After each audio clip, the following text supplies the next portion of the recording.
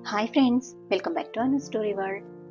ఇవాళ నేను చెప్పబోతున్న కథ వసుంధర గారు రాసిన తగిన సలహాలు అనే కథ.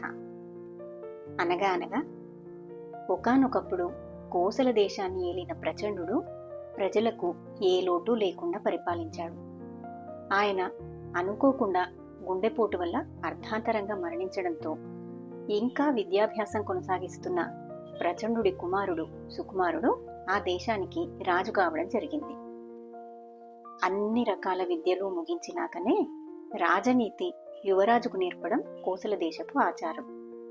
దాంతో సుకుమారుడు రాజగురువు వద్ద శిక్షణ పొందకముందే రాజు అయ్యాడు. అతనికి అన్ని విద్యలు నేర్పినవాడు సుమతి. సుమతి గొప్ప విద్యావేత్త మాత్రమే కాదు, గొప్ప తత్వవేత్త కూడాను. రాజైనప్పుడు సుకుమారుడికి సుమతి కొన్ని సలహాలు ఇచ్చాడు. మనిషికి ముఖ్యమైనది మనస్సు. దాన్ని ఎల్లప్పుడూ స్వచ్ఛంగా ఉంచుకోవాలి.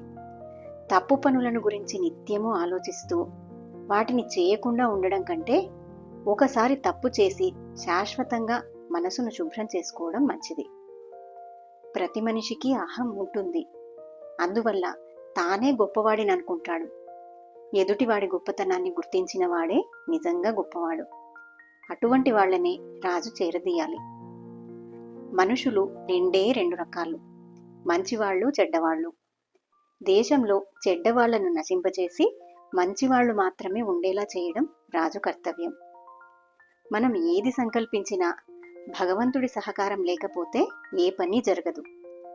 భగవంతుడి సహకారం ఉంటే మనం సంకల్పించని పని కూడా దానంతటదే జరిగిపోతుంది.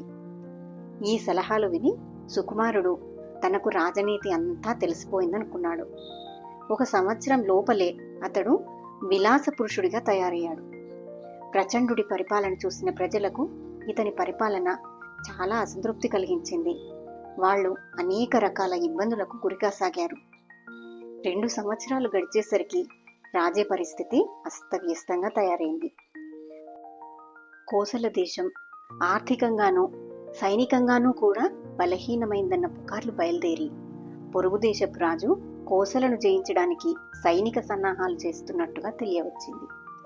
ఇది విని సుకుమారుడు సుమతి వద్దకు వెళ్ళి, గురువర్య, అన్నీ మీ సలహా ప్రకారమే చేస్తున్నాను, కానీ పరిపాలన సక్రమంగా ఉన్నట్టు కనిపించడం లేదు, నాకు కలవరంగా ఉంది అన్నాడు. నేను చెప్పినట్టు నువ్వు చేయడం లేదు, విలాస పురుషుడివైపోయావు అన్నాడు సుమతి విసుగ్గా. పాపపు ఆలోచనలను మనసులో పెట్టుకోకుండా ఆచరణలో పెట్టి వాటి నుండి మనసుకు విముక్తి కలిగించాలని మీరే కదా చెప్పారు. మద్యపానం నుండి, స్త్రీల నుండి నా మనసు ఇంకా విముక్తి పొందలేదు అన్నాడు సుకుమారుడు. ఈ మాట విని సుమతి కంగారు పడ్డాడు. తన సలహా ఇలాంటి విపరీతానికి దారితీస్తుందని ఆయన అస్సలు ఊహించలేదు. ఏం చేయాలో తోచక ఆయన రాజగురువు కోసం కబురు పెట్టాడు. ఇంతకాలానికి రాజగురువు సుకుమారుడు కలుసుకున్నారు. రాజగురువు సుమతికి ఏర్పడిన సమస్య గురించి విని చిన్నగా నవ్వి, చూడండి, మీరు సుకుమారుడికి ఇచ్చిన సలహాలు చాలా గొప్పవే, కానీ అవి వేదాంతులకు తప్ప సామాన్యులకు పనికిరావు.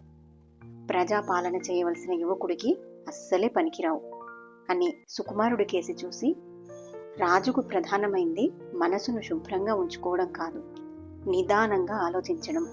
విపరీతమైన కోపం వచ్చి నువ్వు ఒక మనిషిని చంపేశావనుకో, రాజువు కాబట్టి నీకు అడ్డు ఉండదు.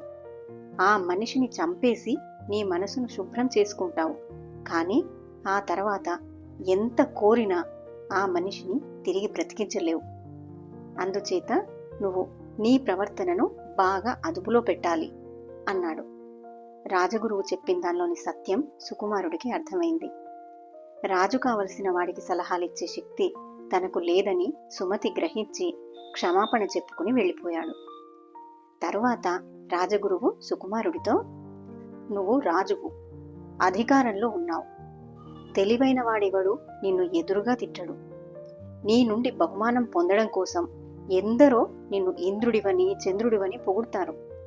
వాళ్ళంతా నీ గొప్పతనం గ్రహించిన వాళ్ళు అనుకుని చేరదీయడం తెలివి తక్కువ. వాళ్ళందరూ రాజభక్తి కలవాళ్లు కారు. అసలైన రాజభక్తుణ్ణి నీకు చూపిస్తాను. ఈ రాత్రి అతని ఇంటికి మనం మారువేషాలలో వెళ్దాం అన్నాడు. ఆ రాత్రి వాళ్ళిద్దరూ అనుకున్నట్టుగానే మారువేషాల్లో ఒక పేద బ్రాహ్మణుడి ఇంటికి వెళ్లారు. పొరుగురి వారమని చెప్పగానే ఆ బ్రాహ్మణుడు వారికి ఆ రాత్రి తన ఇంట ఆశ్రయంతో పాటు ఆతిథ్యం కూడా ఇచ్చాడు. మాటల సందర్భంలో రాజగురువు దేశ పరిస్థితిని గురించి ప్రస్తావించాడు. వెంటనే బ్రాహ్మణుడు ఆవేశపడిపోయి దేశపు రాజును నానా మాటలు అన్నాడు.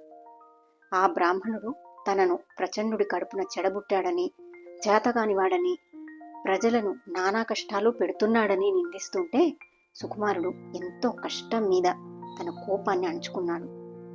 ఒక రాత్రి వేళ రాజగురువు సుకుమారుడు ఆ బ్రాహ్మణుడి ఇంటి నుండి బయటపడ్డారు.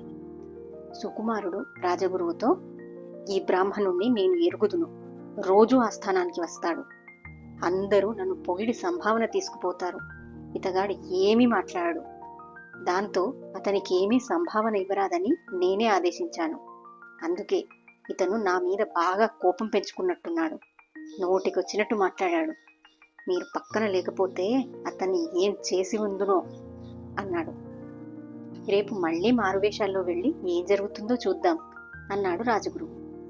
మర్నాడు వాళ్ళిద్దరూ మళ్ళీ రాగానే ఆ బ్రాహ్మణుడు వారికి మర్యాద చేసి, అర్ధరాత్రి వెళ్ళిపోయారు, కారణమేమిటి? నా ఆతిథ్యంలో లోపమేమైనా జరగలేదు కదా అని అడిగాడు.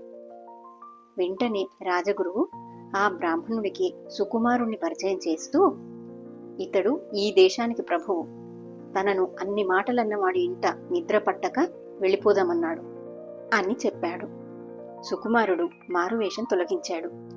బ్రాహ్మణుడు కంగారుగా లేచి నిలబడి, తమరు ప్రభువులని తెలియక నిన్న చాలా మాటలన్నాను, నన్ను మన్నించాలి, పేద బ్రాహ్మణుడిని, మర్యాదలన్నా సరిగా చేయలేకపోయాను అన్నాడు రాజుకు ఒక ఆసనం వేస్తూ. రాజగురువు నవ్వి, ఎందుకయ్యా వెర్రి బ్రాహ్మణ, నువ్వు ఎన్ని మర్యాదలు చేసినా రాజు మనసు మారదు, నువ్వు ఎలాగూ శిక్ష అనుభవించవలసే ఉంటుంది అన్నాడు. బ్రాహ్మణుడు తొణకక, శిక్షకు భయపడి నేను ఈ మర్యాద చేయడం లేదు, నా దేశాన్ని ఏలే రాజంటే వ్యక్తిగతంగా నేను ఇష్టపడకపోవచ్చు, కానీ ఆ స్థానాన్ని నేనెప్పుడు గౌరవిస్తాను, ఆయన ఎన్ని తప్పులు చేసినా ఆ స్థానంలో ఉన్నంత కాలము నేను ఆయనను గౌరవిస్తాను, నా దేశపు రాజుకు అమర్యాద చేయడం నన్ను నేను కించపరుచుకోవడమే, ఆయనలో మార్పు రావాలని కోరుతూ ఆయనను ఆశీర్వదించడానికి నేను రోజూ ఆ స్థానానికి వెళ్తాను, అయితే ఆయనలో లేని గుణాలు ఉన్నట్టుగా పొగడలేను, అందుకే నాకు సంభావన కూడా ముట్టదు, అయినా తరతరాలుగా వస్తున్న ఈ వంశాచారం నేను వదలడం లేదు అన్నాడు. ఈ మాటలతో సుకుమారుడికి కనువిప్పు కలిగింది. అక్కడి నుండి బయటపడ్డాక రాజగురువు, అసలైన రాజభక్తుడిని చూశావు కదా, అలాంటి వాడు పొగిడినప్పుడే నువ్వు సంతోషపడాలి, మిగిలిన వాళ్ల పొగడ్తలు ఉత్త మాటలే అన్నాడు.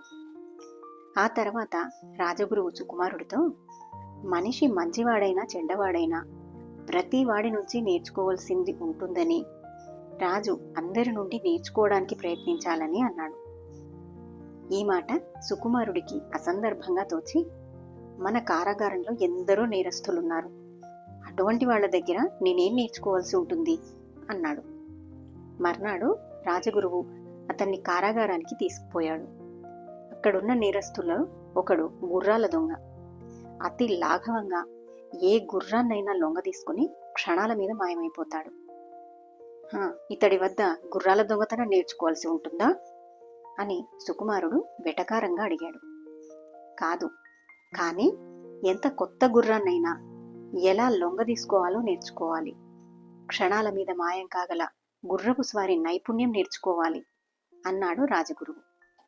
అలాగే ఎన్నోసార్లు రాజుగారి కోశాగారంలో జొరబడి డబ్బు కాజేసిన దొంగ దగ్గర పటిష్టమైన కాపలా ఉన్న భవనాల్లో ప్రవేశించే విద్య నేర్చుకోవాలని రాజగురు అన్నాడు. అలాగే ఆయన ప్రతి నేరస్తుడి నుంచి నేర్చుకోవాల్సింది ఏదో ఒకటి ఉందని చెప్తూ వచ్చాడు. ఆఖరికి ఒక నేరస్తుడిని చూపుతూ, కారాగారాధికారి, ఇతన్ని అసహ్యించుకునేవాళ్లు లేరు, తనకు మేలు చేసిన వారికి కూడా కీడు చేస్తాడు, కృతజ్ఞత అనేది ఏ కోశాన లేదు, ఏ క్షణాన ఏది తోస్తే అది చేసేస్తాడు, ఇతని మూలాన ఎందరో స్త్రీలు మానం కోల్పోయారు, ఎందరో మనుషులు ప్రాణాలు కోల్పోయారు అన్నాడు. ఇలాంటి వాడి వద్ద నేర్చుకోవాల్సిందేముంటుంది అని సుకుమారుడు అడిగాడు. "హ్మ్, మనిషి ఎలా ప్రవర్తించకూడదో అతడి నుండి నేర్చుకోవచ్చు అన్నాడు రాజగురువు. వెంటనే సుకుమారుడు చేతులు జోడించి, మీరు చెప్పినవన్నీ అక్షరాలా నిజం అన్నాడు. ఇంకా అయిపోలేదు. ఈ నేరస్తులందరికీ ఈ కాపలా ఎందుకు అని రాజగురువు అడిగాడు. వీళ్లు తప్పించుకుపోతే ప్రజలకు అపాయం కదా, అందుకని అన్నాడు సుకుమారుడు. మనం ఏం చేద్దామన్నా భగవంతుడి సహకారం అవసరం కదా. మంచి పనికి భగవంతుడి సహకారం ఉంటుంది కదా. నేరస్తులను కాపలా కాసే భారం భగవంతుడి మీద వేయక మనుషుల మీద ఎందుకుంచావు అని రాజగురువు అడిగాడు. ఇది కఠినమైన ప్రశ్నగా తోచి సుకుమారుడు జవాబు చెప్పలేదు. అంటే మన ప్రయత్నం లేకుండా భగవంతుడి సహకారం లభించదు అన్నమాట, అంతేనా అని రాజగురువు అడిగాడు. తర్వాత సుకుమారుడు రాజగురువు వద్ద ఎన్నో విషయాలు తెలుసుకుని రాజనీతి అలవరుచుకుని తండ్రిని మించిన కొడుకు అనిపించుకునేలాగా రాజ్యం చేశాడు. అది కథ. కథ కంచికి మనం ఇంటికి. మరిన్ని మంచి కథల కోసం నా ఛానల్ని సబ్స్క్రైబ్ చేసుకోండి. Thank you.